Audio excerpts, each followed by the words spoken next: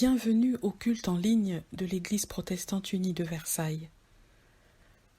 En ce soir du jeudi saint, nous commémorons l'institution de la Sainte Seine par notre Seigneur Jésus-Christ. Cette première et unique scène du Seigneur avec ses 12 disciples est la source de toutes les scènes célébrées par l'Église depuis des siècles. En raison de l'épidémie de coronavirus, nous ne pouvons pas partager la communion aujourd'hui, mais nous partageons la parole de Dieu et la prière. Nous sommes confinés, mais notre espérance n'est pas captive.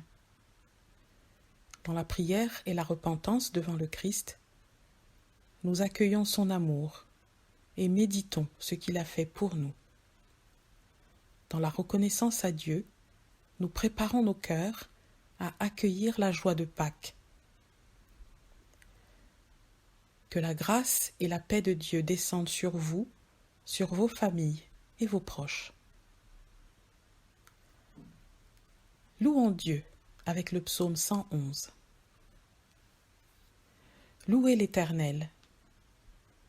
Je célébrerai l'Éternel de tout mon cœur, dans l'intimité des hommes droits et dans la communauté.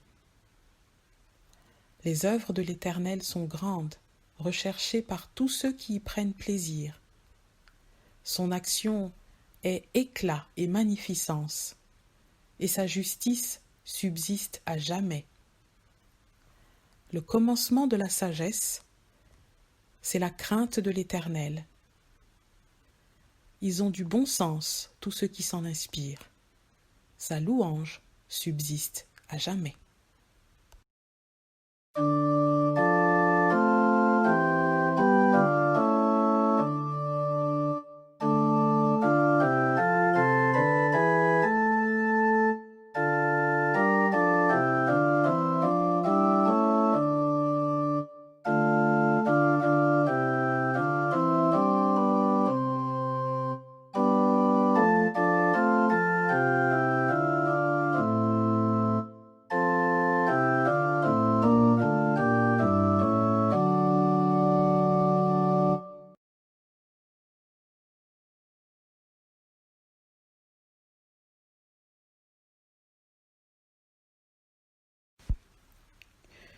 Je vous invite à prier pour confesser nos péchés au Seigneur.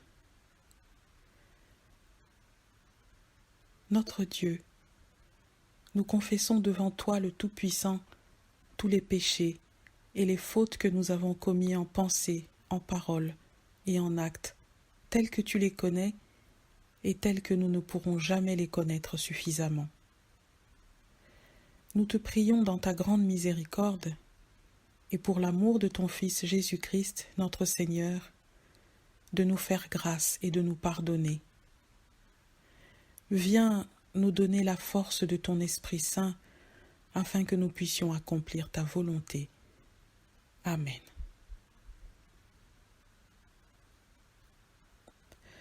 Peuple de Dieu, écoute les paroles de grâce que ton Créateur t'adresse par la bouche de son prophète, Ésaïe. Car ton époux, c'est celui qui t'a faite. Son nom est le Seigneur de l'univers. Ton Rédempteur, c'est le Saint d'Israël, et il s'appelle Dieu de toute la terre. Oui, comme une femme abandonnée, accablée, le Seigneur te rappelle. Est-ce que l'on rejette la femme de sa jeunesse, dit ton Dieu? Un court instant je t'avais abandonné, mais dans ma grande tendresse, je te ramènerai. Quand ma colère a débordé, un instant, je t'avais caché ma face. Mais dans mon éternelle fidélité, je te montre ma tendresse, dit le Seigneur, ton Rédempteur.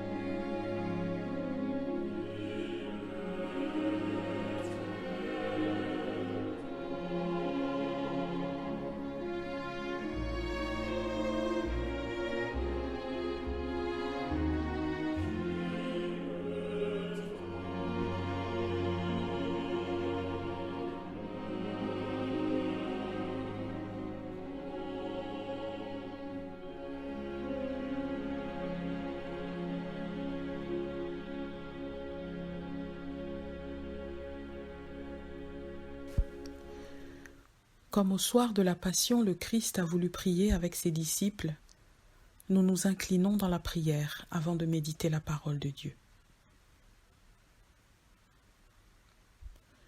Seigneur, ouvre nos cœurs et notre esprit par le pouvoir de ton Esprit Saint, afin que dans l'écriture qui va être lue, dans la parole qui va être proclamée, nous entendions et recevions avec joie ton message pour nous aujourd'hui.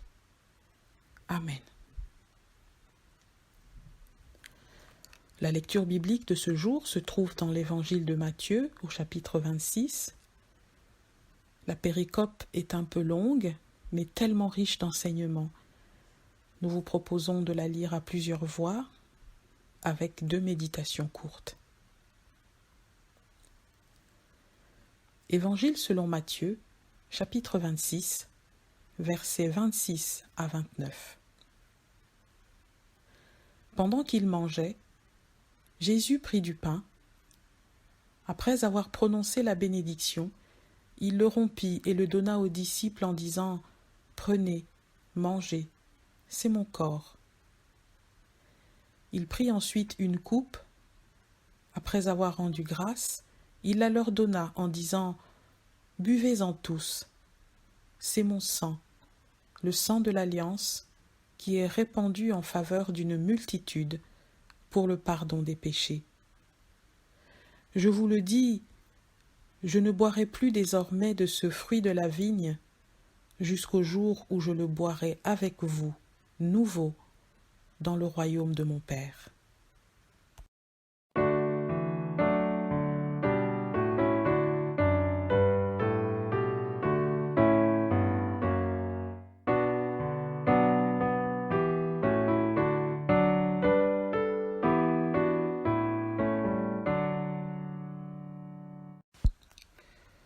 Le culte du Jeudi Saint est célébré pour se souvenir de l'institution de la Cène, pour faire mémoire du dernier repas du Seigneur avec ses disciples, avant qu'il ne soit arrêté et condamné à mort. Se souvenir et méditer sur ce dernier repas empreint de gravité, parce que le Seigneur va être livré, il va bientôt mourir.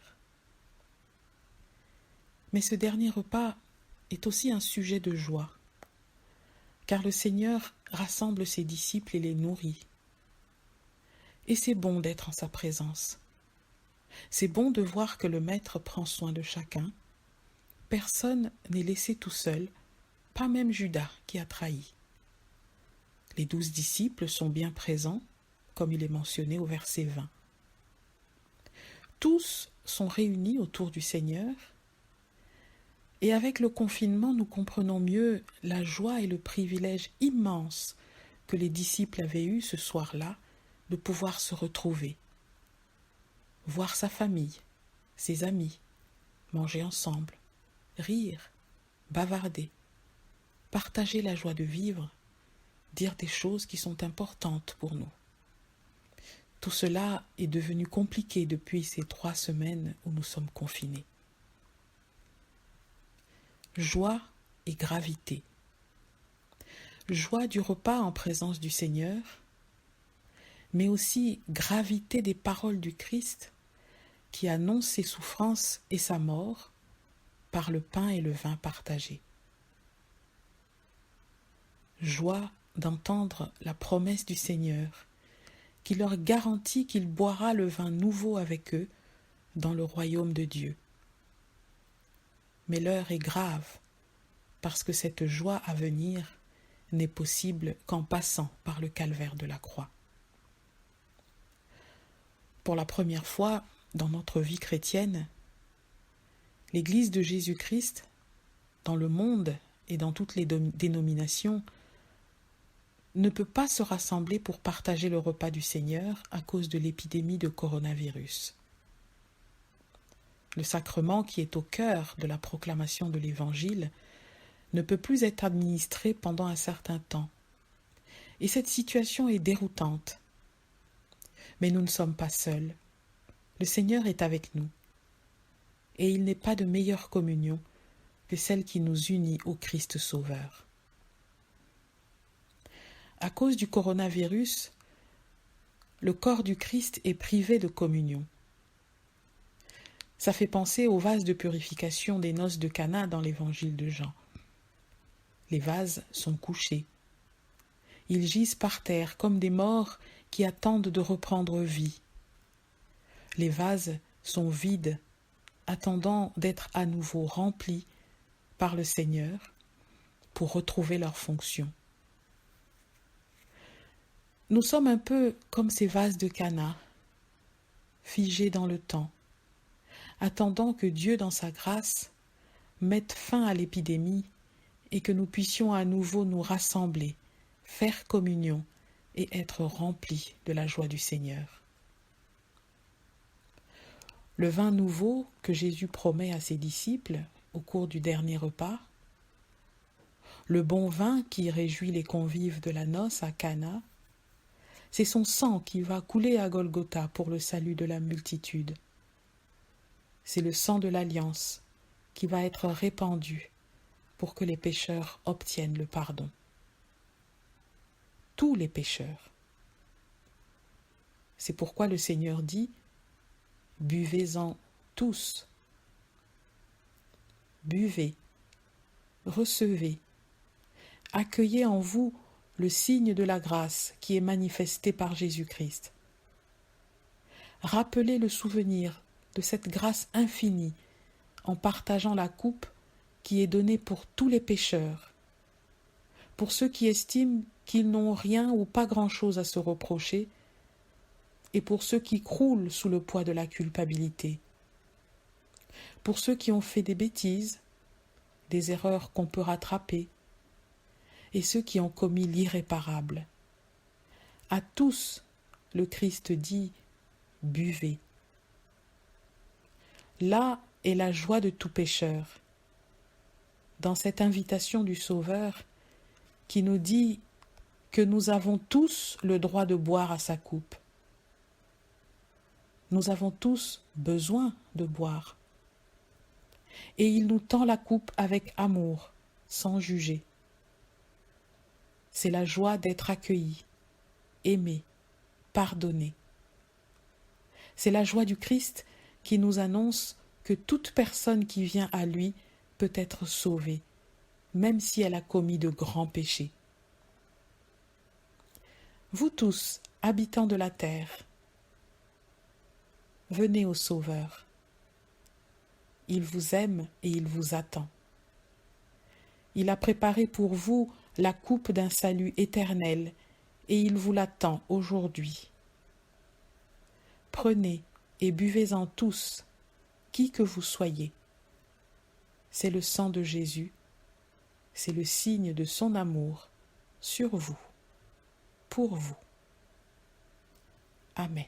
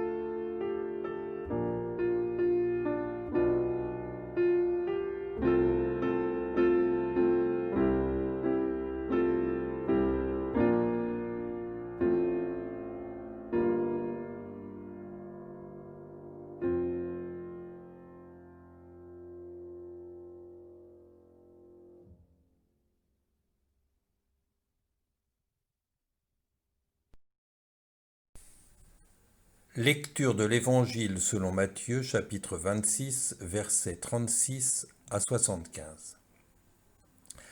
Après avoir chanté, ils sortirent vers le mont des Oliviers. Alors Jésus leur dit, « Je serai pour vous cette nuit une cause de chute, car il est écrit, « Je frapperai le berger, et les moutons du troupeau seront dispersés. » Mais après mon réveil, je vous précéderai en Galilée. Pierre lui dit, « Quand tu serais pour tous une cause de chute, tu ne le seras jamais pour moi. » Jésus lui répondit, « Amen, je te le dis, cette nuit même, avant qu'un coq ait chanté, tu m'auras renié par 3 fois. » Pierre lui dit, « Même s'il me fallait mourir avec toi, je ne te renierai pas. » Et tous les disciples dirent la même chose. Là-dessus, Jésus arrive avec eux au lieu dit Gethsémani, et il dit aux disciples, « Asseyez-vous ici, pendant que je m'éloignerai pour prier. » Il prit avec lui Pierre et les 2 fils de Zébédée. Il commença alors à éprouver la tristesse et l'angoisse, et il leur dit, « Je suis triste à mourir. Demeurez ici et veillez avec moi. » Puis il s'avança un peu, tomba face contre terre et pria ainsi. « Mon Père, si c'est possible que cette coupe s'éloigne de moi. Toutefois, non pas comme moi je veux, mais comme toi tu veux. » Il vient vers les disciples qu'il trouve endormis. Il dit alors à Pierre, « Vous n'avez donc pas été capable de veiller 1 heure avec moi? Veillez et priez afin de ne pas entrer dans l'épreuve. L'esprit est ardent, mais la chair est faible. » Il s'éloigna une 2e fois et pria ainsi. « Mon Père, s'il n'est pas possible que cette coupe s'éloigne sans que je la boive, que ta volonté soit faite. » Il revint et les trouva encore endormis, car ils avaient les yeux lourds. Il les quitta, s'éloigna de nouveau et pria pour la 3e fois en répétant les mêmes paroles. Puis il vient vers les disciples et leur dit, « Vous dormez encore? Vous vous reposez? L'heure s'est approchée. Le Fils de l'homme est livré aux pécheurs. Levez-vous, allons. Celui qui me livre s'est approché. »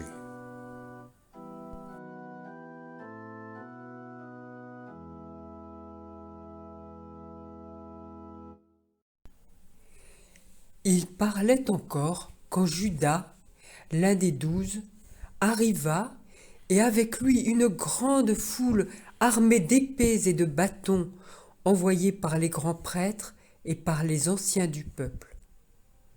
Celui qui le livrait leur avait donné ce signe. « Celui que j'embrasserai, c'est lui. Arrêtez-le. » Aussitôt, il s'approcha de Jésus et lui dit, « Bonjour, Rabbi !» et il l'embrassa.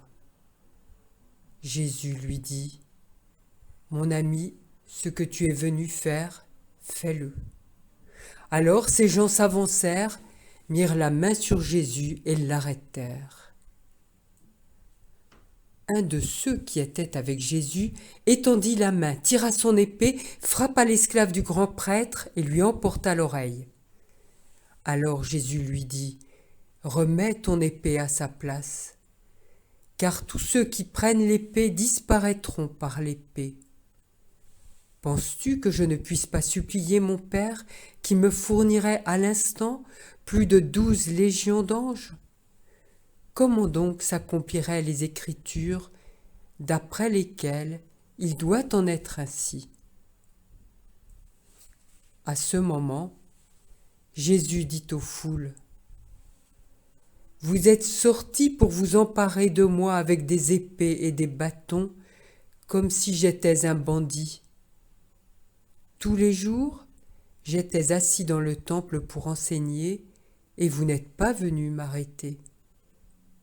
Mais tout cela est arrivé pour que soient accomplies les écritures des prophètes. » Alors tous les disciples l'abandonnèrent et prirent la fuite.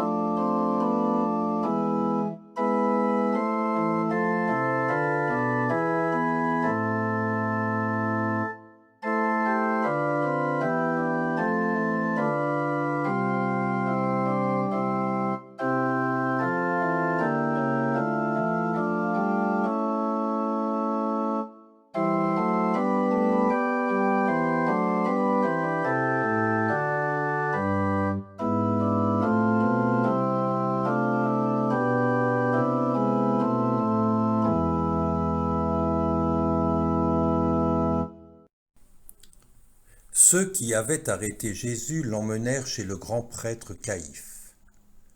Là, les scribes et les anciens se rassemblèrent. Pierre le suivait de loin, jusqu'au palais du grand prêtre. Il entra dans la cour et s'assit avec les gardes pour voir comment cela finirait. Les grands prêtres et tout le Sanhédrin cherchaient un faux témoignage contre Jésus pour le faire mettre à mort. Mais ils n'en trouvèrent pas, quoique beaucoup de faux témoins se soient présentés. Enfin, il en vint deux qui dirent « Il a dit, je peux détruire le sanctuaire de Dieu et reconstruire en 3 jours. » Le grand prêtre se leva et lui dit « Tu ne réponds rien. Que dis-tu des témoignages que ces gens portent contre toi ?» Jésus gardait le silence. Le grand prêtre lui dit « Je t'adjure par le Dieu vivant de nous dire si c'est toi qui es le Christ, le Fils de Dieu. » Jésus lui répondit « C'est toi qui l'as dit. Mais je vous le dis, désormais vous verrez le Fils de l'homme assis à la droite de la puissance et venant sur les nuées du ciel. » Alors le grand prêtre déchira ses vêtements en disant « Il a blasphémé. Qu'avons-nous encore besoin de témoins? Vous venez d'entendre son blasphème. Qu'en pensez-vous » Ils répondirent « Il est passible de mort. » Là-dessus, ils lui crachèrent au visage et lui donnèrent des coups de poing. D'autres le giflèrent en disant « Fais le prophète pour nous, Christ. Dis-nous, qui t'a frappé ?» Pierre, lui, était assis dehors dans la cour.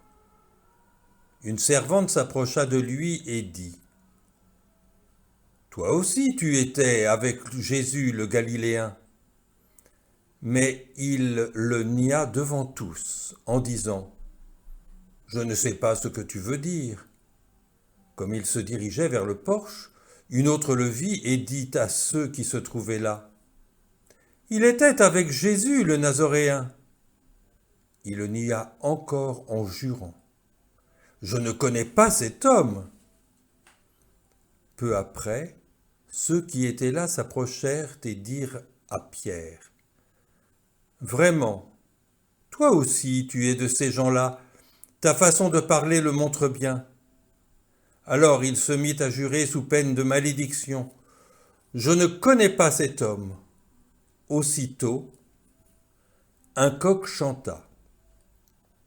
Pierre se souvint de la parole que Jésus avait dite Avant qu'un coq ait chanté, tu m'auras renié par 3 fois. Il sortit, et dehors, il pleura amèrement.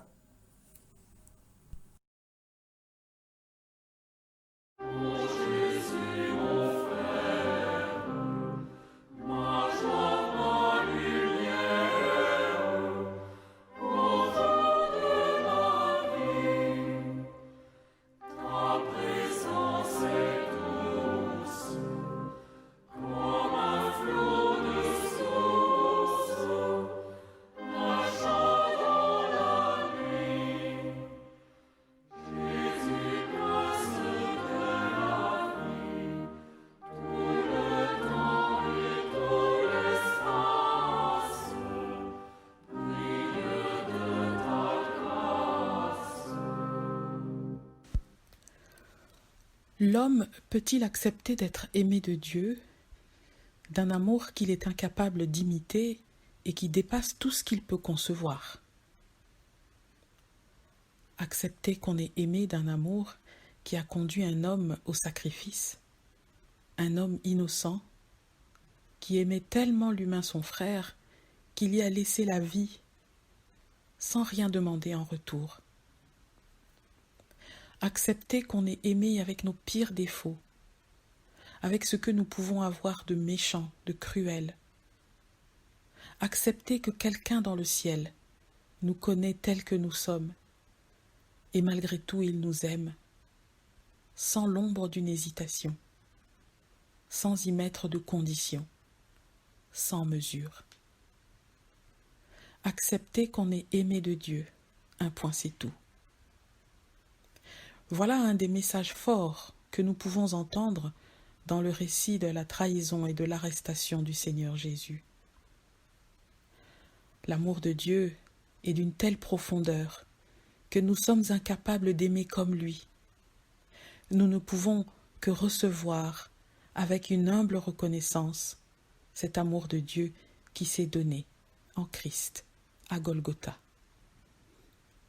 Oui, l'homme a du mal avec le don pur et parfait que Dieu lui fait.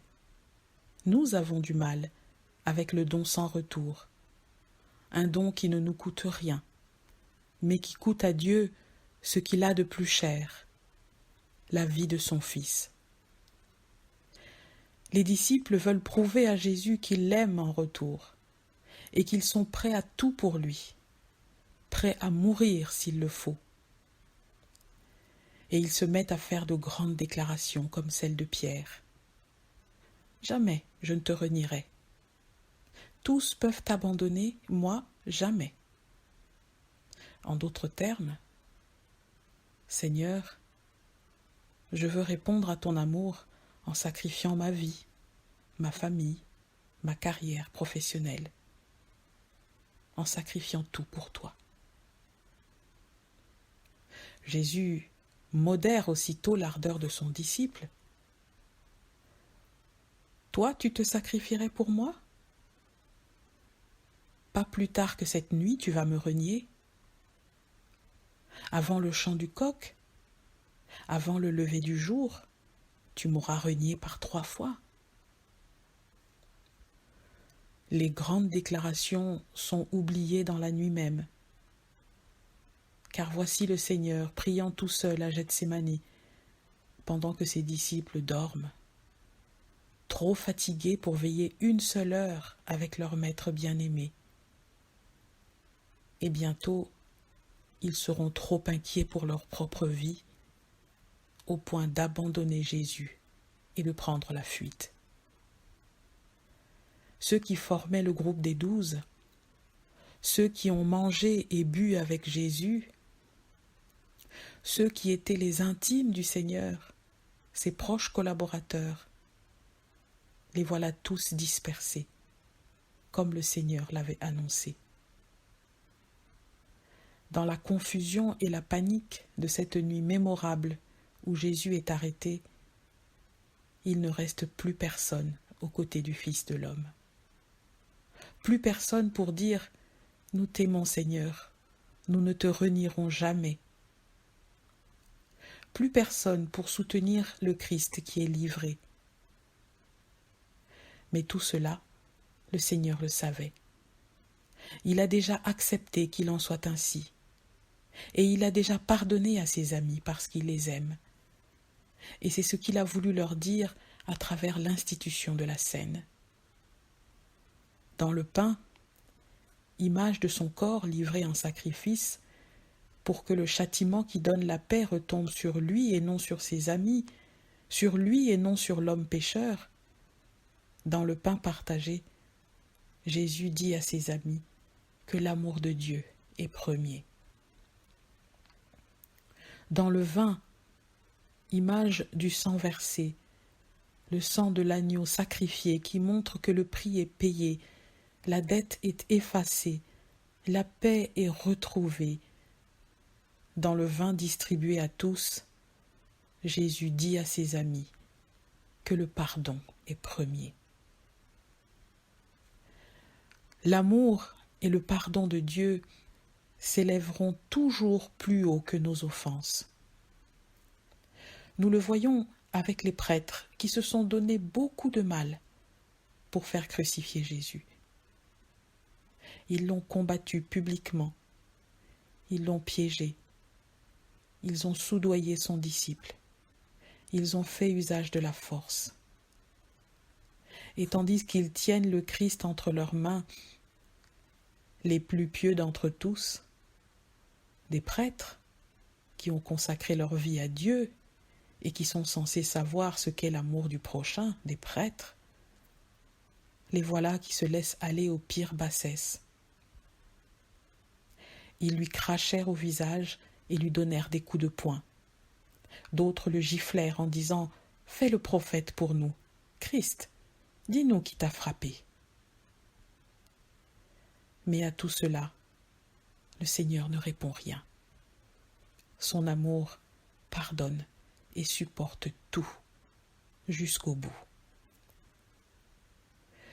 Oui, nous sommes aimés de Dieu, aimés d'un amour qui peut paraître scandaleux, comme celui que Jésus manifeste à Judas, le traître, qui livre son maître pour de l'argent et met le comble à la trahison en embrassant Jésus comme s'il l'aimait vraiment. Dieu peut-il aimer les criminels, les gens sans foi ni loi, ceux qui poignardent leurs semblables dans le dos, ceux qui détruisent des vies au lieu d'en prendre soin et de s'inquiéter pour le prochain qui souffre? Dieu peut-il aimer ceux qui n'ont aucune compassion, ceux qui se servent des autres pour réussir, ceux qui sont prêts à vendre leurs proches comme Judas le fait avec Jésus? Écoutons la réponse du Seigneur. « Mon ami, dit Jésus à Judas. » Il l'appelle son ami, avec ce mot grec « hétéros », qui signifie aussi disciple, collaborateur, compagnon engagé dans la même troupe, dans le même combat. C'est le frère d'armes sur qui on peut compter face au danger. Et c'est lui qui se trouve du côté de l'ennemi. « Tu es mon ami, dit le Seigneur aux disciples dont il connaissait la trahison avant qu'elle n'arrive. » Jésus reconnaît Judas comme membre de son corps et participant à la même œuvre. Et avant même que le pire n'arrive, il lui a partagé le pain et le vin, les signes de sa grâce. Il lui a déjà dit son amour, et il le lui redit à l'heure où ce dernier scelle son sort en le livrant à ses ennemis. Mon ami. Judas, le disciple qui a cédé à l'appât du gain, est son ami. Il a toute son affection, et la trahison n'y change rien.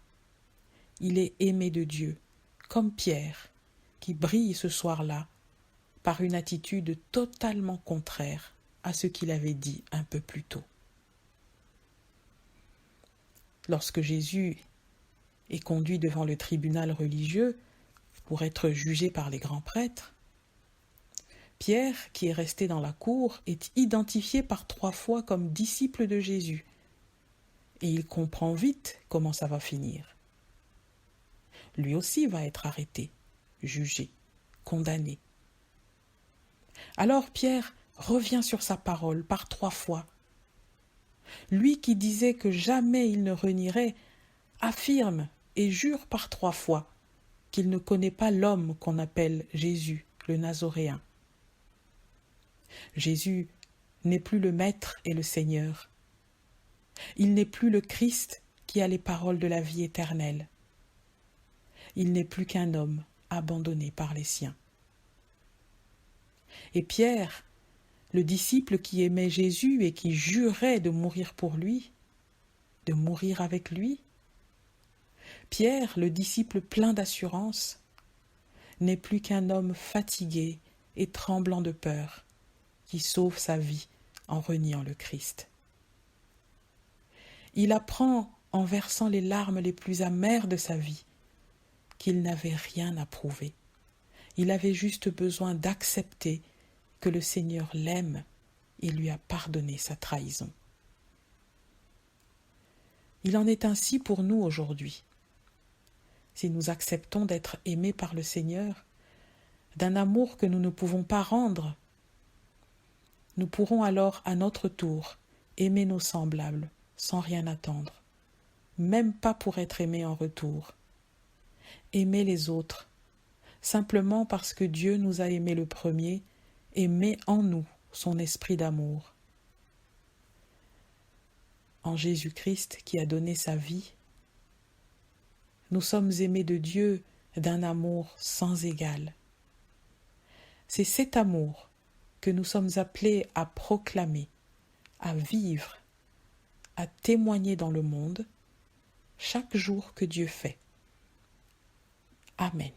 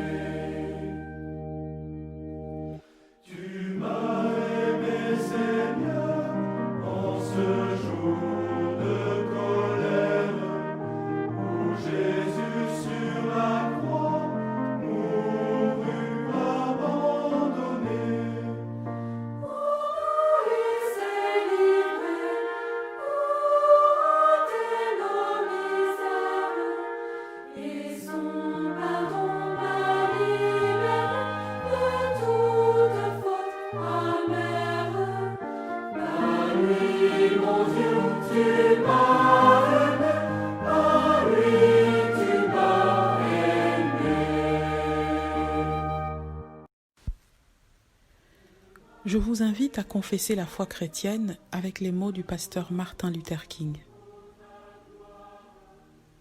Aujourd'hui, dans la nuit du monde et dans l'espérance de la bonne nouvelle, j'affirme avec audace ma foi en l'avenir de l'humanité. Je crois que la vérité et l'amour sans condition auront le dernier mot effectivement. La vie, même vaincue provisoirement, demeure toujours plus forte que la mort. Je crois fermement que même au milieu des obus qui éclatent et des canons qui tonnent, il reste l'espoir d'un matin radieux. Je crois également qu'un jour, toute l'humanité reconnaîtra en Dieu la source de son amour. Je crois que la bonté salvatrice et pacifique deviendra un jour la loi. Le loup et l'agneau pourront se reposer ensemble. Chaque homme pourra s'asseoir sous son figuier dans sa vigne, et personne n'aura plus raison d'avoir peur. Amen.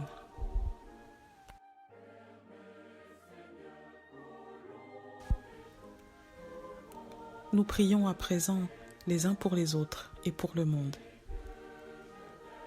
Jésus-Christ, mystère insondable de l'amour de Dieu, toi qui nous aimes avec nos faiblesses et nos trahisons, nous pensons à toi quand vient le temps de partager le pain et le vin. Nous pensons à toi dans le confinement qui nous empêche de te célébrer tous ensemble.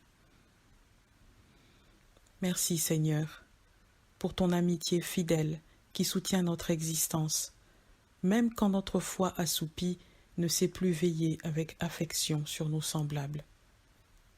Merci pour tes divines compassions déployées dans la fragilité de notre existence.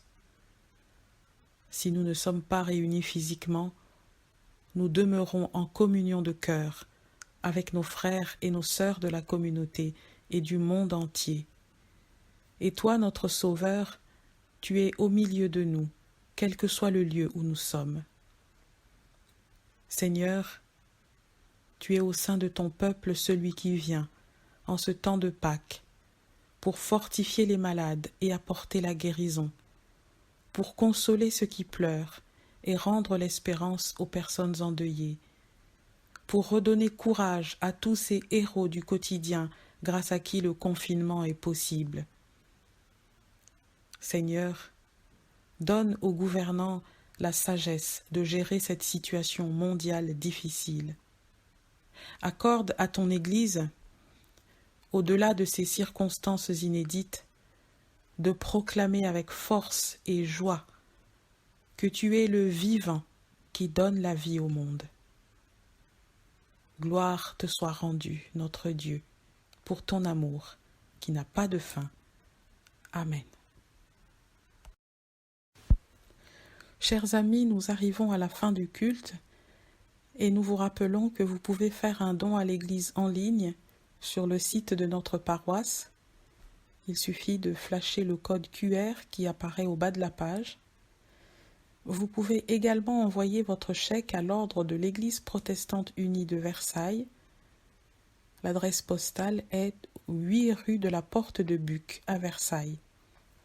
Merci pour vos dons qui permettent de faire vivre l'Église. Demain soir, vous aurez l'occasion d'entendre le culte du Vendredi Saint, célébré par le pasteur Éric Georges avec M. Hubert Midon. Et dimanche, retrouvez-nous en ligne pour proclamer le Christ ressuscité au culte de Pâques. Réjouissez-vous toujours dans le Seigneur. Réjouissez-vous. Gloire à Dieu pour Jésus. Gloire et louange au Messie qui se donne pour nous sauver. Recevons la bénédiction de Dieu.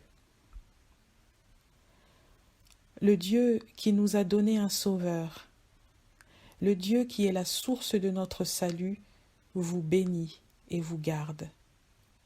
Il donne à chacun son amour et sa paix, maintenant et pour toujours.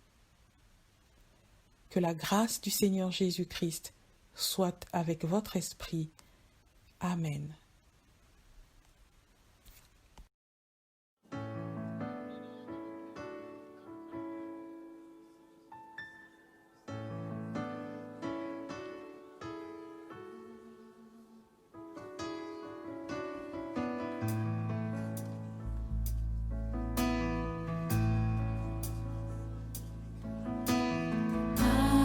Alléluia.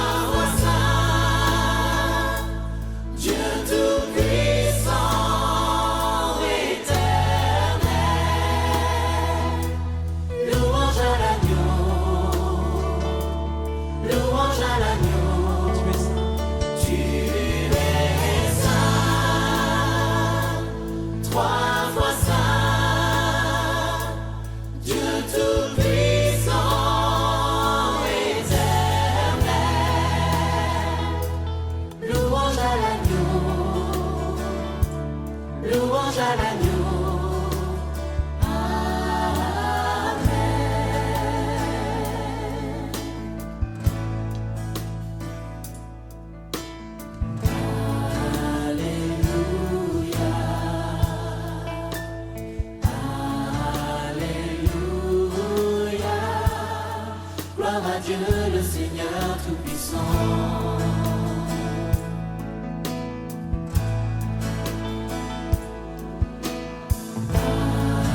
Alléluia.